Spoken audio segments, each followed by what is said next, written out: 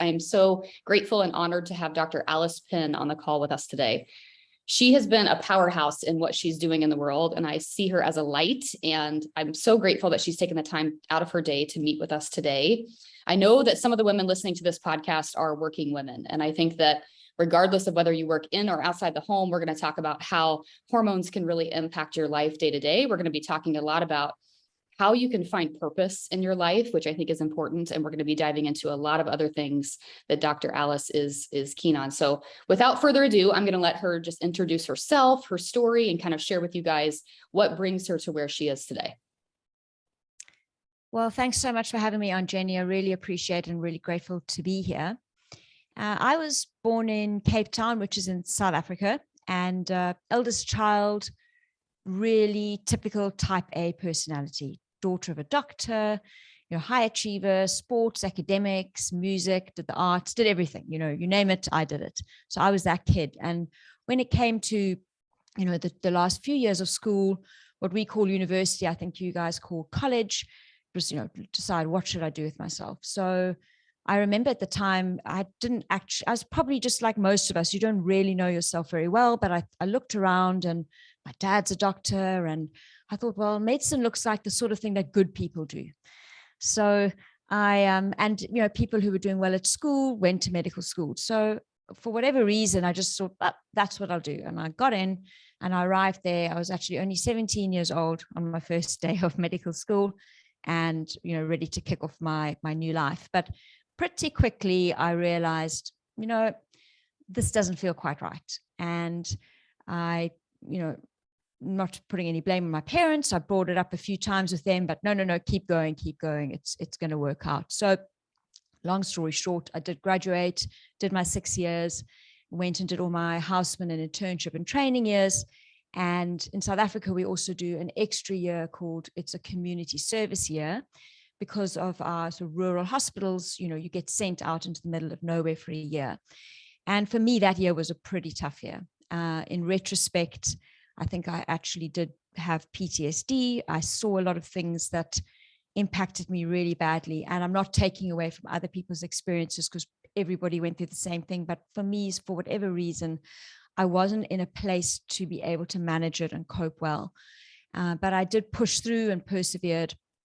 And after I'd finished working here for a while, I did what a lot of young South Africans did, and I went to the UK. I went to London for a different experience and to start life over there. And arrived in the UK, worked in medicine. And again, the feeling was there. Am I really doing the right thing? And actually, I did get a really good job in banking. But just at the last minute, I got offered a fantastic role in a really brilliant private practice right in the financial district, which is a little bit unusual, in the city in London. And I saw the salary there and I thought, I'll take that route. So I took that route and I did do well. I worked hard. I built up my patient list, but that niggling feeling it just wouldn't really go away. And, on paper, I tell people my life looked good. I'd met somebody, we got married, bought a house. I was, had a good income, but behind the scenes, I think the cracks were beginning to show already. I had quite a lot of stress in my personal life because I'm happy to chat about it later if it comes up, but my husband was an alcoholic and an addict. And I kind of worked this out even just before we got married. I think this part of me thought, no, I need to carry on. So I went through with the wedding, got married. And I think at work, for me, although I was doing well there, I think it was a situation of sort of square peg, round hole. So forcing myself really hard to perform and deliver day on day. And the cracks did start to show. So with the buildup of that and my personal life, I started to struggle a little bit with my mental health and physical health impacted. And I decided to take that opportunity to say, you know what, enough's enough. I'm going to make a change. So I went through a process of figuring out what I was going to do. And I got a really great job in corporate finance for one of the big commercial financial advisory consulting firms in the city. And I was really, really blessed to join a fantastic team, did well there, progressed nicely up the ladder, and life was looking good. My marriage by this stage, kind of 11 years in, was really taking its toll. And unfortunately, I had to make a difficult decision and to get divorced. And because of what was going on around addiction, etc., at that time, I was left in quite a vulnerable position there in London. So I literally packed 2 suitcases and I got in an airplane and I came back to Cape Town to my family. I hadn't seen them for a while, and my sister had 2 kids, and I thought it's time to ground myself and just get home. And that's when I began the process of a lot of inner work. So I've always been a big self-development person. I grew up watching Oprah. I think I got more advice out of watching Oprah than anything else, really. But then I took it to the next level, because I think to that point I'd been, I don't have got time to meditate. I'm not doing anything like that. I was always pushing myself really hard. But I think I got this from Oprah, when they say the universe is often showing you whispers along the way, little whispers. Oh, come on, Alice, maybe this isn't the right thing for you. And you ignore them until those whispers get louder and they get into a shout. And then you're still ignoring them. It puts a wall in your way and bam, you'll slam into that wall. So I was at that point. So I really did a lot of inner work and started to figure out where was I really, what was my next move going to be, what was right for me. And that's what led me to starting this business, where really, I guess what I do is take people through some of the process and the journey that I went through myself. So I'm doing career and business coaching and consulting. So I guess in a nutshell, I'm trying to help people take their professional lives to the next level, where they're really fulfilling their potential, whether it's in your current career, or maybe some people want to stop, quit their job, start their business, or grow their business. So quite a lot of coaching work and mixing that with actual implementation and execution. So that's how my journey led me where I was today, trying to help others, really realize and fulfill their potential in their professional lives. Yeah, I definitely see this sort of recurring theme in folks that I interview and in my own personal story, where we tend to have lived experiences and lived struggles, and it brings us to a sense of purpose and a sense of wanting to simply help the person who's just a couple of miles behind you, right, on the same journey. So I love that you're doing this now. I also am a sort of glorified, I guess I should say, self-acclaimed personal growth junkie. While I did watch a little Oprah growing up, I got exposed to personal growth in my 20s, and I was very similar to you. I'd kind of had a really tumultuous roller coaster of a career journey up until this point, and I started dealing with my chronic health issues with my migraines and such. And personal growth was introduced to me in this really dark place in my life. And it was certainly a shining light that has definitely helped me not only transform internally. Sometimes people will say, oh, you work in health and fitness. Like, I've never seen you post a before and after. And I always say, I'm not really big on the physical before and after. If there was a way to show you how much I've changed on the inside, I try to, as best I can, to blast that on my social media of how much the internal transformation is so much more powerful.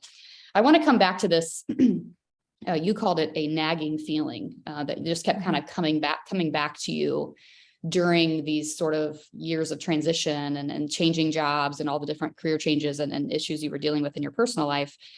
I know that when you were speaking to that, I felt that in myself. Like I remembered that same feeling that I had in my 20s.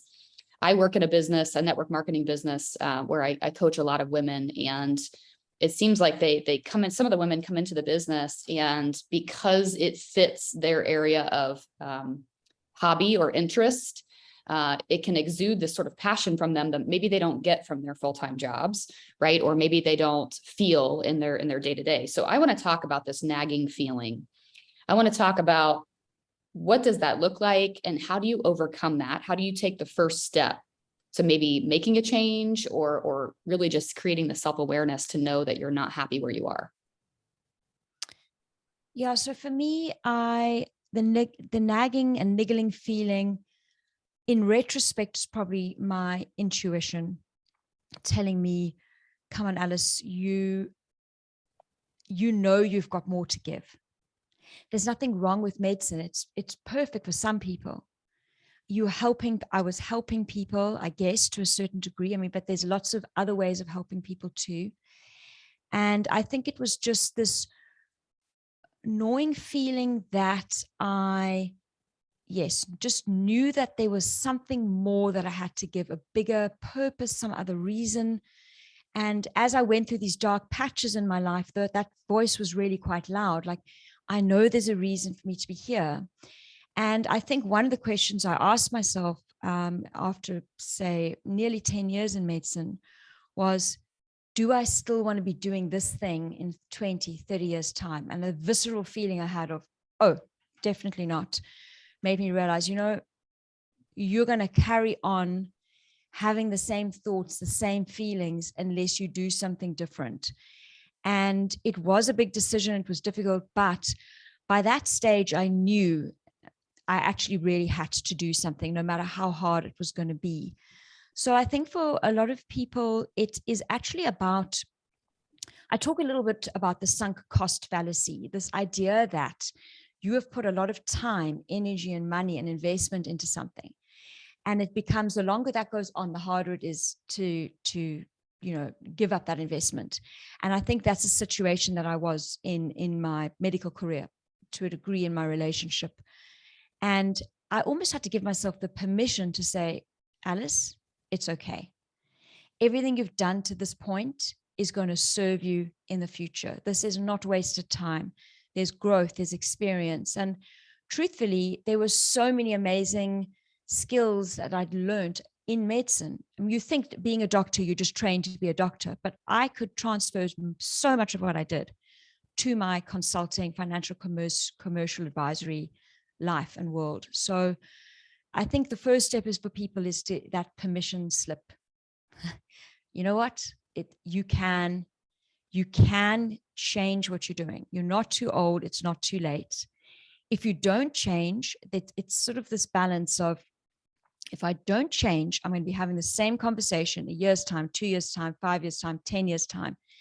The pain of that eventually becomes more than the pain of actually taking the change. So for me, it is really all about helping people find that courage to overcome the self-doubt, to take those first steps and start looking to see what it is that they might want to do. And then there's a whole lot of things we could get into. But for me, it's that first thing, the permission and looking at how to overcome not only your self-doubt, but the self-doubt of everybody around you telling you, you won't be able to do it. It's too difficult. Why are you doing this? Etc. So that for me is kind of the first thing to look at.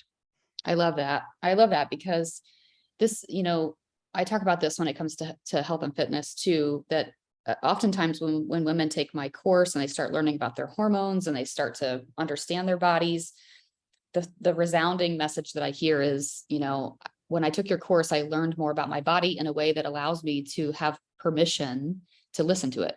And what you're saying is, giving women or people in general, right, men and women, permission to listen to your intuition.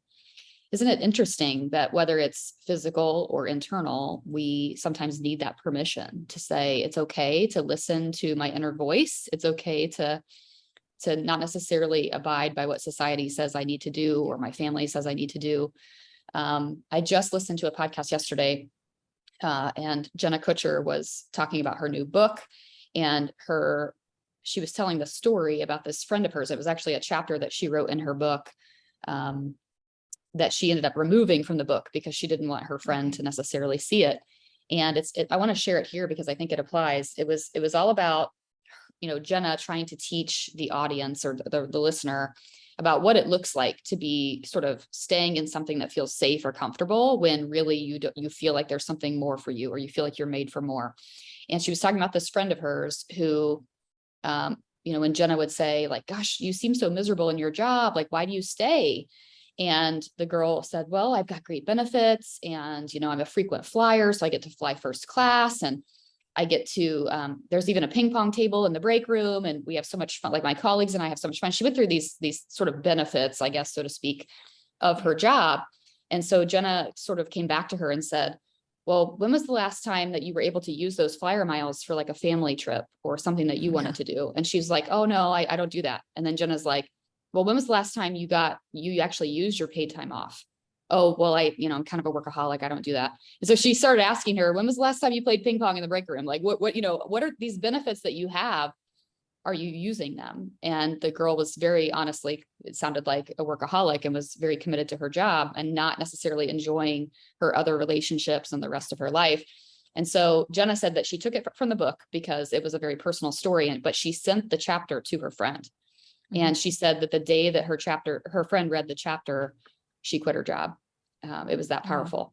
But to me, what that story represents is Jenna putting on paper and sort of showing the friend what her own intuition is, right? Like it's like sometimes we miss our own awareness of that intuition to the degree that it stops us or it keeps us, we want to feel safe, right? It keeps coming back to this concept of what keeps us safe versus what is for us. On a personal level, I have felt this feeling, like I mentioned before, and in 2020, when the pandemic started, my husband was teaching high school science, had been a teacher for 13 years, grew up in an education family, and several times over the past decade, the two of us have really talked a lot about what it would look like to work together. What would it look like for him to not be teaching and to be home with our girls and to help me build this business? And it always came back to like, well, we could never do that, right? Like we need the health benefits of the employer, and we need this and we need that. And we just never even would research it because it was just like, well, this is against societal norm. Like one of us has to work outside the home. And finally, when the pandemic happened, I think this happened for a lot of people, it really put into perspective our life and how short it is, how much we value our health. And I think there have been a lot of people. I know I have a friend who just was like, she just up and moved to Florida because she's like, I've always wanted to live in Florida. And I was like, gosh, I'm already 40. This needs to happen now, right? Like, and so I think the pandemic did give some people some perspective on what they really want out of life. And so he retired from teaching. He's now working with me, and he's actually occupying our 18-month-old as we speak. And I feel so grateful for that. But I also know that there were several years before that we just didn't even embrace the idea, right? And I'm not saying that it always has to do with like leaving a job or changing a job necessarily, but it's a good example to show that sometimes I feel like we have this intuition or we have this gut feeling. And like you said, society or the people around us are trying to pull us down. They're like, oh no, you can't do that. We even had family members, right, who were like, well, how would that look? And how, yeah, that seems like a big risk. And so I want to talk about that a little bit more, the struggles that people face when it comes to making that change. Can you dive a little deeper for us into those struggles? Yeah, so I just wanted to also just pick up on this brilliant story from Jenna. I saw her new book is out, so I'm definitely going to take a look at that. But I also know for me personally, one of the things that I tend to do in my life or have in the past, I've realized recently about this theme about staying safe. I think for me, and maybe for many other people, it can come down to a perfectionism type trait. And so perfectionism can get you quite far. So you can work hard and you can do well up to a point, but it does prevent you from taking a risk. Because I think for me, for so long, I felt, what if I do something different? I step out into the world fully as who I am. And what happens if people laugh or it doesn't work? And that fear of the shame that might come with that, I think, is one of the big things that kept me stuck. Mm-hmm. But one of the big things that has also come out of the pandemic, just to your question around what are one of the big things, what do I see people struggling with, is this question of purpose. So you can't really get away from, on social media, what's your purpose, live your passion, a purpose-led business, etc. And certainly from my experience, especially with quite a few of my friends, our clients, people I speak to, there's almost now this new additional pressure on find your purpose. And that can actually be quite overwhelming for people. And it's one of the big problems that I see. So people are in their job, they feel like it's good, but maybe not good enough. They want to make a move, a change, whatever it is. They've got that unsettled feeling, but then they are really stuck in not knowing what it is that they should do next. And a lot of it comes down to, but I don't know what my purpose is. So for me, the thing that I would say really changed my whole outlook was just a small shift in perspective. And it actually came from listening to Rory Vaden. I think it was on Lewis Howes. I think it was that podcast, but I mean, I know through the Brand Builders, the group, that their philosophy around shifting things away from you and onto service. So what I did and what I try and help my clients do is say, look, you're sitting here now, or I was sitting there saying, what should I do? What could I do? What am I? Where are my skills? Where are my expertise? It was all about me. And I changed it. And the first question I asked myself was, okay, wait a second. Who do I think I can help? Mm-hmm. Who are those people, or who are the people I think I can work with or work for? So start there. And then ask yourself, and what do those people need? And how am I in a position that I might perhaps be able to serve them and help them? And when I combine that with thinking about what do I really want out of life and what do I really not want, and getting really granular about it, and also doing the discovery work and figuring out where I was in my sweet spot, I could bring that all together and realize this is the place that I need to be. When I'm serving these people in this way, in my sweet spot, then I actually will be fulfilling my purpose, because I am serving others in a really meaningful way, to the best of my abilities, with my own unique mix of innate skills, gifts, and expertise. So for me, it's that little shift, and trying to help people come out of the obsessing about what am I going to do? What's my purpose? And into where can I perhaps be uniquely placed to serve others? And it's such a subtle thing, but it can really open up opportunities for you. That was my experience. Yeah, same for me as well. I have a similar story with really just asking myself, who is who I used to be, right? Who is who I used to be, and how can I serve them? Who do I want to walk alongside on a journey that's similar to mine? Because while I'm definitely maybe not an expert, I might be 2 strides ahead, and I can help that person navigate, right? Like where they should be and who they should be exposed to. I was talking to a new friend recently. We were kind of getting to know each other at the pool, actually. And she said, she was telling me about what she did for her career, and our daughters were playing in the pool. And she said, well, I worked for this PR and marketing agency for a few years, but it was about a 45-minute commute, and it took me away from my daughter. And it was kind of a job where the boss was expecting her to be on all the time. And during the pandemic, when they were working from home, there was really no boundaries. She was just expected to respond to clients as they asked questions. And she said she got to a point where she just kind of was like, had a realization where she was like, why am I doing this?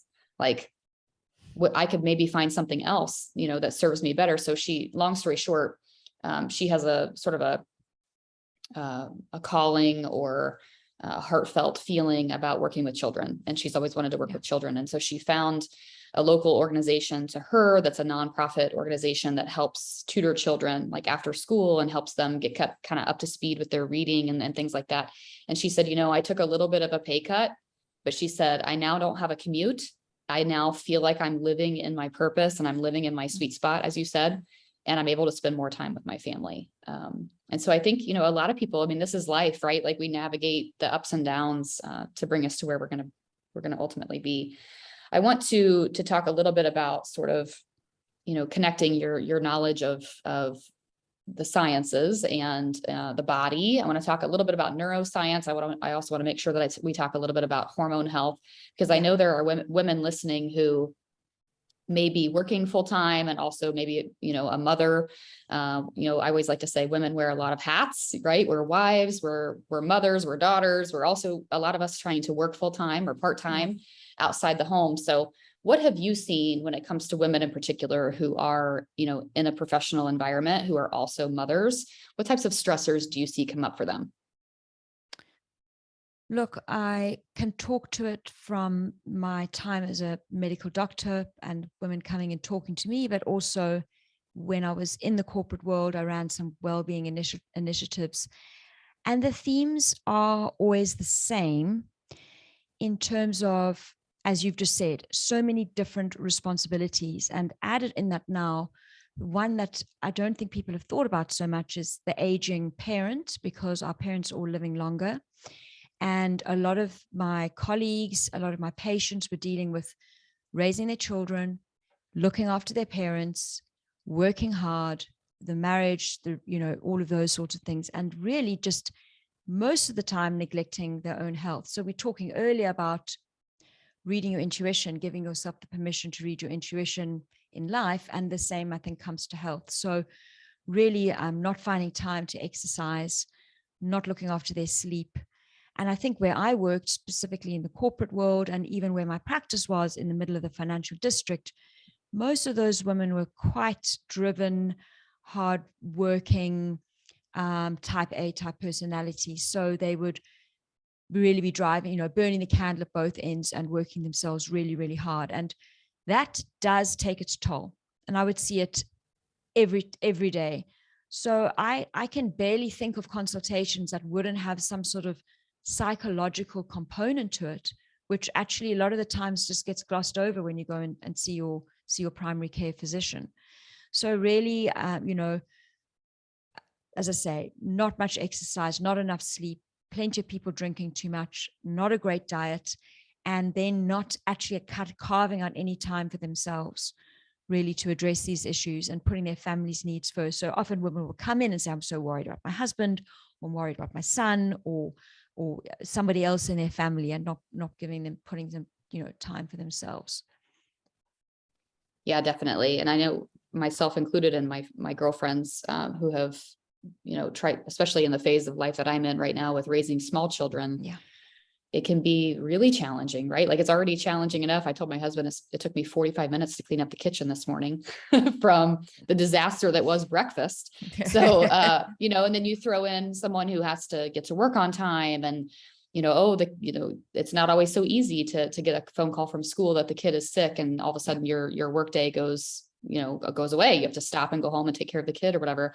I want to talk more about that, because I know that there are women who are perhaps, of fertile years, and they're maybe in their relationship, they're trying to get pregnant, and maybe they're having some infertility struggles, or they're wanting to build a family, and they're at that phase of life, but they're also trying to build their career. Yeah. How do you coach women through that phase of life? What are the things that you do to help them sort of navigate that? I mean, look, in my medical consulting years, this is a problem I'd see all the time. Right now, it wouldn't be necessarily an area I would discuss in great detail with my clients. However, I can tell you from what I've seen is that where I noticed that a lot of women, I think we all know this, are pushing out the dates, their start time to start their family. So the discussion I'd see a lot is, okay, so I'm in my early 30s, and I'm just at that point in my career where I'm up for the next level of promotion. And, at this stage, the women and the men are kind of equal at work. They've been going through the ranks at the same pace. But what you start to see is early to mid 30s, some of the women drop out a little. And this is because of starting their families. And it's very difficult for any company or any firm to, they should be doing something about it, but you can see that it does impact people's careers. So when you're looking at these women ahead of you and you're in your early 30s, you're thinking, I'll squeeze it a bit longer, 35, 37, 38. And a lot of those people have actually, say, been on the contraceptive pill since goodness knows what age. They have no idea about their fertility or their cycles, absolutely clueless. And I'm not saying don't be on the contraceptive pill. I'm just saying they haven't thought about it really. They come off the pill and then they're in to see me every 3 months, devastated because they're not pregnant. Now they're 35, 36, 37. Everybody knows fertility really has a bit of a rapid drop off from your mid 30s onwards. So this is something that I would see a lot. So how do I coach them on it? Well, I just try and be a bit real with people and say, listen, everybody is different. I've seen people in their early 40s fall pregnant quickly, and I've seen people in their 20s struggle. But if you want to have a baby, it might be a good idea not to just leave this forever and to give some thought to it. And hopefully, I know the company that I used to work for is doing a lot now to help people who go on maternity so that it doesn't impact your career as negatively. So for example, you could split paternity and maternity leave in some places in the UK, and it can help you. However, it is a big struggle. I don't see a quick and easy way out, but I do really urge people not to just ignore their women's health side of things. certainly it's a very, very common theme. And I can chat to you a little bit about my own personal experience with that. But I think it is something that women, it's not at the forefront of their mind until it's a little bit late, maybe sometimes getting a little bit too late. Yeah, you basically just described my own life. When we decided that we wanted to pursue children and a family, I was at what I considered at that time to be the peak of my career. I was in the top percentage of my company, and we were traveling quite a bit with free and paid for trips, and everything felt really great. Like marriage was good, everything was great. And in the back of my mind was this voice that was like, you're closing in on 30, you're getting older. Like if we're going to do children, we've got to do it. And so with the nudge of a couple of friends who had struggles with infertility, we started to pursue like, okay, I guess maybe we'll meet with an infertility specialist just to make sure we're good to go. Right. And when we sat down and met with that doctor, he pointed out multiple things that were not normal about my cycle, that were not normal about what I was dealing with, which sort of led us on what I'd like to call a very brief infertility journey, because we pursued adoption pretty quickly with my girls. But that had to do a lot with A, that we wanted to adopt children to begin with, but B, we also didn't want to put my headaches back at risk with my hormonal triggers. Mm-hmm. So, but long story short, that stage of my life, I wrote down here as you were talking, it felt like a choice. It felt like I had to make a choice between, do I continue down this path of building my career? And maybe for some women listening, it's that corner office, right? Like, or for me working as a network marketer, it was reaching a certain echelon of my company and being able to, do the kinds of things in our life that we wanted to do, travel and whatnot. And to me, a child sometimes felt like, oh my gosh, like, well, if I were to pursue a family right now, like my life would just completely change. Like it would just be completely turned on its head, right? Travel wouldn't be as easy and working wouldn't be as easy. And I remember it feeling like a choice. And it's hard, I think, as a woman. And that's something that I would veer on the side of saying, I'm not sure how many men feel that way or get asked that question, right? Like, if a man was ever asked, if my husband was ever asked, how did you feel when you pursued a family? Did you feel like you had to make a choice between your career and your family? Like that would not even be a question, right? A lot of the time. Definitely not. So without going down that rabbit hole, I think it's so true. Like, I think a lot of women in their fertile years, like 20s to 30s, when they think, okay, I need to really think about a family. I've seen so many of my friends sort of push it off. And then they get close to 30 or mid 30s. And all of a sudden it's like, well, why isn't this happening? And I just assumed I would come off the pill and get pregnant. Right. And it's a struggle. So I agree with you. Like, if you're listening to this, you're probably listening because you want information on hormone health. But my first tip to you is to understand your cycle and to start paying attention to your body. Right. And to start to figure out those nuances that maybe you're not aware of right now. Because things don't always happen. Like, you can't control the timing of certain things when it comes to your biology. So I agree with that. I also want to talk briefly about sort of where I am now in my late 30s is starting to meet people who are in their 40s, and they're starting to say, I've had so many women lately tell me, when you hit 40, you're going to stop sleeping. Like that for some reason, like you're just going to hit 40 on my 40th birthday and I'm just going to stop sleeping. That's it. And so that's it. And so I hear it so often, right? That perimenopause leading up to menopause obviously it affects a lot of women and their sleep. It affects their cognition. It affects their how they show up in their life and their energy, right? And so I want to talk about that too, because those are oftentimes also working women, and whether they're in or outside the home. Let's talk about that, like that dynamic of sort of that phase of life. Yeah, so I think, when I was still practicing medicine, nobody was talking about perimenopause. I guess people were talking a little bit about menopause, but in the work environment, certainly nobody is interested in that whatsoever. I think it's only become a topic of people discussing a little bit more in the last few years, because I've had people ask me about it. But certainly when I was practicing medicine and seeing women in their 40s, mid 40s, I cannot begin to tell you how their lives were being really impacted, and they had no idea that it was linked to the hormones, none whatsoever. Their mood, their sleep, obviously hot flushes, skin changes, menstrual disturbances and changes. Often around that time, the menstrual cycle become little bit more erratic and maybe even a lot heavier. So really just lots of hormonal type symptoms or fluctuations that people think, I don't know what's going wrong with me. I just don't feel the same. Some people start to struggle a little bit more with maybe holding on to a little bit more weight on their middle. Your body, you just know that your body is changing. And for some people, it's not as noticeable, and other people, it can be quite marked changes. But it is distressing because you know something is changing, you don't really know what it is. And up until recently, people just don't talk about it. And I can tell you that I have really had patients whose lives have fallen apart because of perimenopause and menopause. Relationship stress through the roof. I think often at that stage in life, you're pretty established in your career. Some people in very senior leadership type roles, or in your home environment, you've got your kids reaching a certain stage, teenagers, or different demands, different needs. Your relationship is going through different changes. People are facing at some stage, your kids are going to move out of the home. They're going through big changes in their life in general. And then your hormones are all out of whack. And people just don't really know what to do with themselves. So I think it's something that's not really spoken about. I don't know how many doctors are really asking about it.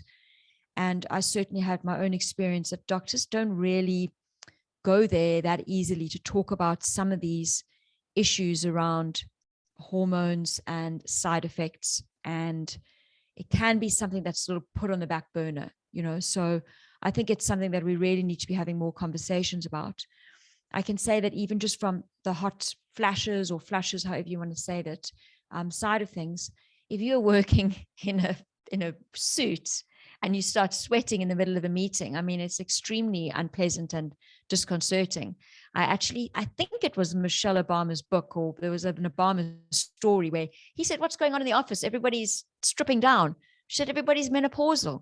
He said, okay, we must do something about this. I think I heard a story where she was getting dressed for Air Force One and she was drenched in sweat to change her outfit a few times. And I thought, exactly, I've seen this at work so many times. And it's so embarrassing. You're standing up, you're making a presentation and you're covered in sweat. And there should be, something that we can do to actually say, okay, well, we've got to allow people. This is actually, I'm not saying it's a medical condition, but people's lives are being impacted. We've got to give people the time and the space to work through it, to get the support that they need. And if it's impacting your work, to figure a way around that rather than putting yourself through this sort of torture. So I definitely think more work needs to be done in that area when it comes to the working woman. Yeah. And you know what, for me, as someone who educates in this area on women's hormones, I just recorded a solo round that's already live. I'll link to it in the show notes, about just the menstrual stages as we age. Yeah. And it's fascinating to me how many women are not aware of what those changes look like, what's involved. When you mention adrenals, they're like, what are your adrenals, right? Like there's so many questions around what our body's supposed to do, which I think does somewhat come back to what we're educated on through school and all that kind of thing. But I also think that, people ask me the question all the time, and usually it's with a laugh. They'll ask me like, well, what does your husband think about, you talking about like periods and all that? Like, what is he? And I'm always thinking to myself, like, well, I wish more men knew and more men understood, because turns out women make up, right, half of the population. And we have periods and we need to be talking about it. Right. And it drives me insane that I follow somebody, her name is Dr. Stacey Sims. She's known for her TED Talk called Women Are Not Small Men. Yeah. And she is also very forward thinking about this idea that yes, women have periods and yes, we should be talking about them. Right. And we do talk about things like pregnancy and, it's interesting to me how often you see it, whether it's in real life or portrayed on the media, how women are just sort of expected to, like, I was just around my, my daughter's school, and there was somebody, I said, oh, congratulations on being pregnant. She's a teacher at the school. And another teacher made the comment to me, like, oh, I don't think she's going to come back. She's just the type that, like, when the kid's born, she's just going to stay home, whatever. And it's like, why is that part of our conversation? You know what I mean? I mean, it's just, why is that expected? So it comes back a lot to, I think, this portrayal in society, and this, what we're talking about, what we're okay talking about, what we're not okay talking about. And I think that if we were more accustomed to the types of conversations that I know we have in my household, right? Like, my husband knows when my period starts. He knows what day of my cycle, what day of my cycle I'm on. He knows He knows probably more than most men. I've actually had people ask if he can come on the podcast and talk about it. But if more men understood the woman's body, but first it starts with the woman understanding her own body, I think we would have, these types of things would be more normal. These types of things would be sort of commonplace as opposed to weird. I heard somebody say recently, they were like, I learned more from like menstrual pad and tampon commercials about, my period growing up than I did in school or than I did in sex ed.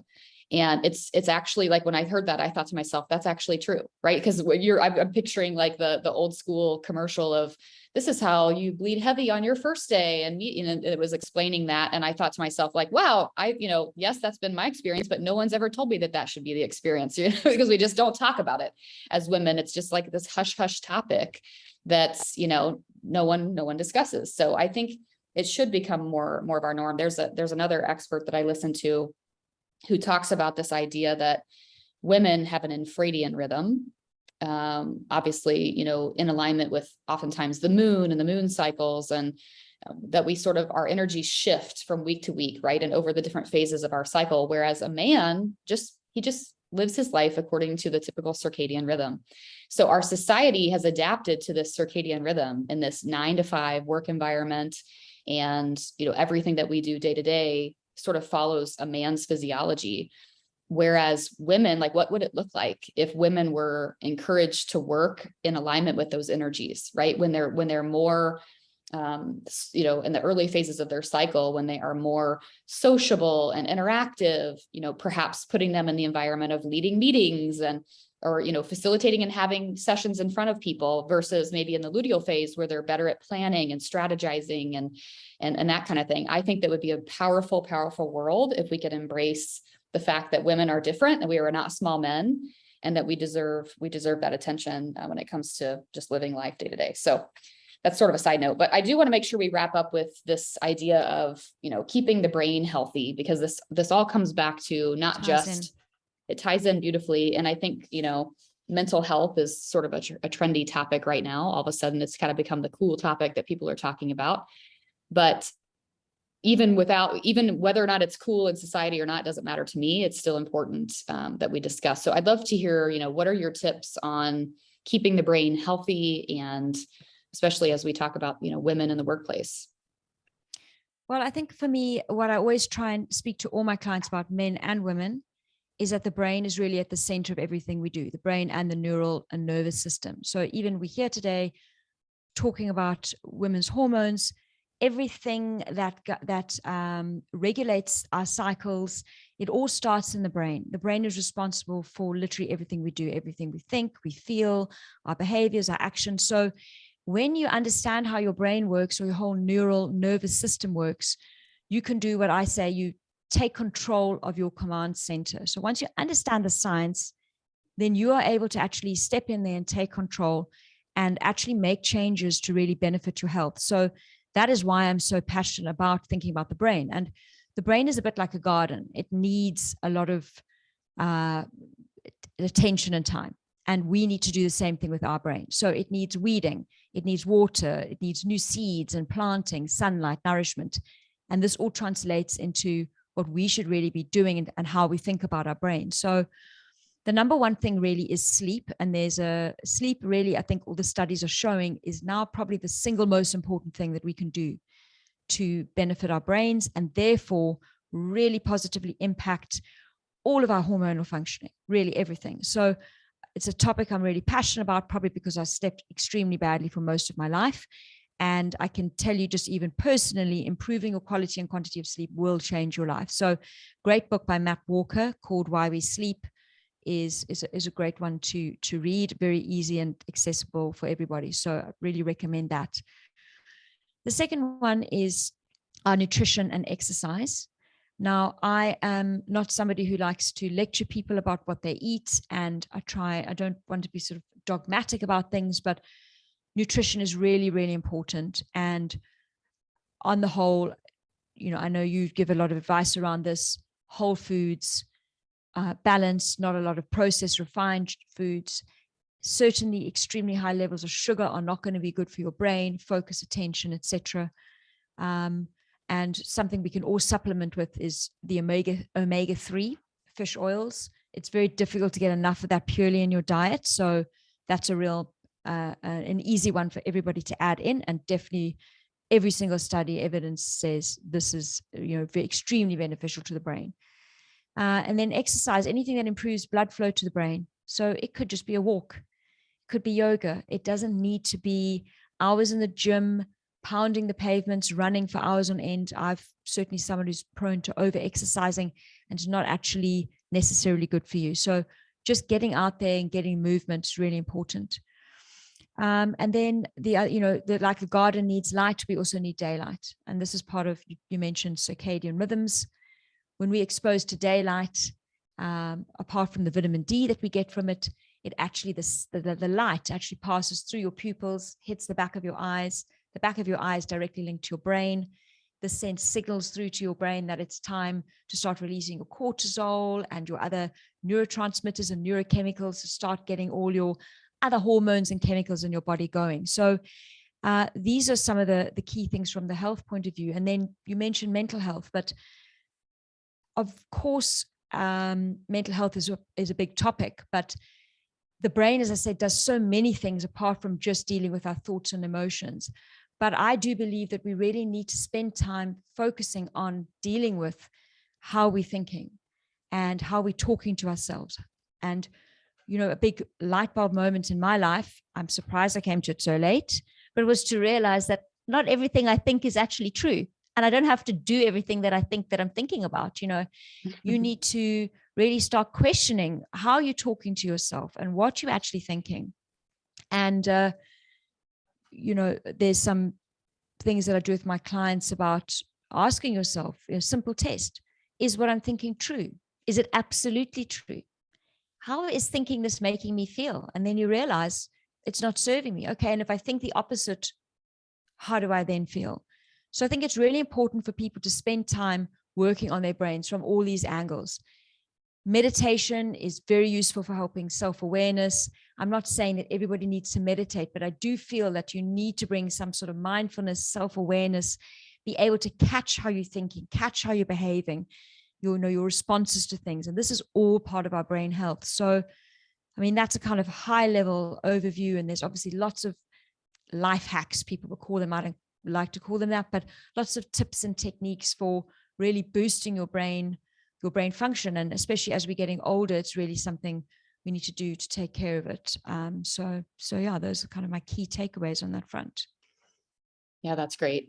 And I love that because that gives people the idea that your mind and body is connected, right? And a lot of times our thoughts control what we do. And I've said this before on the podcast, if you think about even just a difficult move in your workout, right? And I always like to tell people, when I used to be training in the gym with clients, I would tell them, is it your brain that wants to quit or is it your body that wants to quit? And 9 times out of 10, it's actually your brain that wants to quit. So training the brain, right? Like whether it's through personal growth, meditation, even just the basics of making sure you're getting enough quality sleep, can help you not just with physical performance, right, but with everything. And so I think that's a beautiful connection to wrap up that way is great, because I think the people listening, I think sometimes people don't want to admit that making, transitions in life or making changes to be a better person, we overcomplicate it. Right. We think like, well, what's it going to take? Or what am I going to have to do? Or is it going to be too hard? We make this story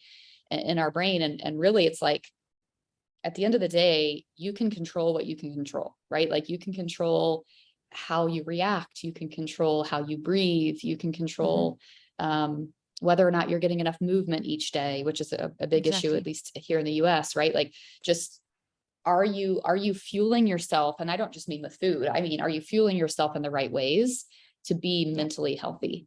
And I love that we've wrapped it up that way. The one thing that I wanted to mention that I didn't mention earlier is I resonate with you on so many levels. When at the very beginning of this, you talked about being an achiever. We've also talked Mhm. on this podcast about this idea of perfectionism.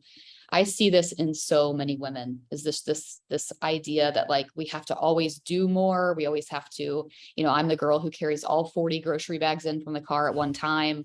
But I think there are a lot of women out there who are those type, that they think that they can wear all the hats and do all the things. And, as long as they don't fall over, like they can do it. Exactly. And the reality is that if we're not pouring into ourselves first and taking care of ourselves first, we start to see, I like to call it, the check engine light starts to flash. And so whether that manifests through hormonal imbalance, whether that manifests through, sleep disturbance, or this inability to cognitively function, regardless of what it is, it will eventually catch up to you, right? You cannot carry all the grocery bags in at once, all the time, All the time. without something crashing. And so hopefully, someone listening to this, I'm sure, is thinking, okay, this has given me a lot of awareness on things I need to be thinking about and things that I can do to implement into my life. But I would love for you to direct people, to you. Where can people find you online if they want to hear more information about what you do? Take it away and let us know. So I'm most active at the moment on Instagram, but I'm going to grow to TikTok, I think, soon. But I'm on Dr._Alice Penn. That's ALICEPENN.